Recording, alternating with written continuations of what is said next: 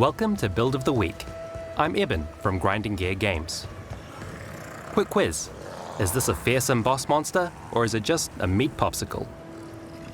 Thanks to aptly named user Frost666's, it's definitely the latter. This unusual build uses Relic of the Pact and Heat Shiver to turn monsters into slush and bosses into ice blocks. It has the ability to permafreeze most content in the game. I hope you have PoE Wiki open because this one is academic. Relic of the Pact is a wand introduced in Ultimatum that has now been re-added to the game in Lake of Kalandra.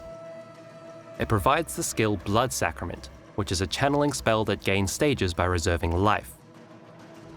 When released, a bloody explosion erupts around you, with its size and damage scaled by how much life was reserved. Most Blood Sacrament builds attempt to consume as much life as possible, but Frost has taken a different approach. With careful management of mana reservation, we can force Blood Sacrament to reserve just over 50% of our life in a single cast. Since you can't reserve life beyond 100%, this means that we never consume more than half our life pool.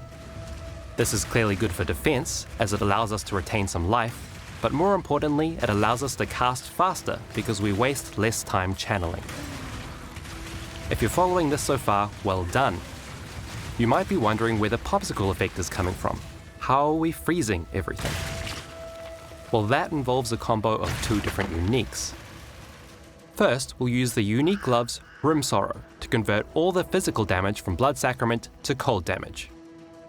Second, we'll don the stylish trenchcoat Expedition's End. Now all of our damage can freeze without needing critical strikes. And even better, this item essentially lowers the damage threshold needed to freeze monsters. And this is what allows us to turn even big monsters into icicles. With all of this together, Frost has created a build that can simply stroll up to bosses and stop them in their tracks. Let's take a look into how we scale all of this. To begin, we'll speed up our Blood Sacrament casts. We're aiming for a setup where the time it takes to cast Blood Sacrament twice is equal to the cooldown of one cast. If we can achieve this, we can cast faster and more reliably. We get a second cast by using the Second Wind support gem. To lower the skill's cooldown and increase the cast speed, we'll use the Torrent's Reclamation unique belt, and some cooldown recovery on our boots. This is what it looks like if we don't reach the cooldown recovery we need. Here's what it looks like when we do. On top of this, we're reserving two damage auras, Hatred and Zealotry, for free, using the All's Uprising unique amulet and the Essence Worm unique ring. Note that the downside of Essence Worm, the reduced reservation efficiency, is actually what's letting us cast Blood Sacrament at that ideal reservation amount, turning a downside into an upside. Nice. We're also casting Vortex on left click as we walk around. It's linked to Bone Chill, and that increased chill we inflict here is important to make the most of our next unique. The star of the show, Heat Shiver. This unique helmet, reworked in the Kalandra expansion, grants a lot of extra fire damage, essentially doubling our damage against frozen enemies. With so many uniques in this build, our defenses require special attention. Our first line of defense is our chill attitude. Actually though, by chilling and freezing everything and investing heavily in ailment effect, we can largely immobilize our enemies.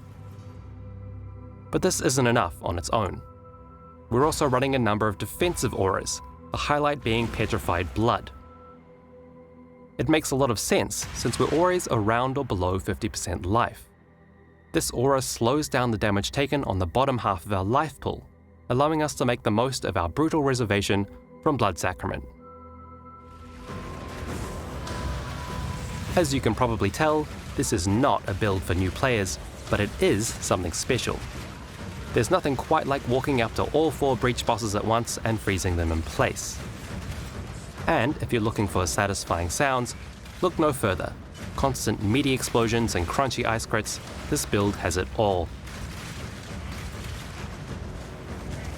Thanks to Frost for his contribution. Be sure to check out his video and forum guide linked below for more detailed information.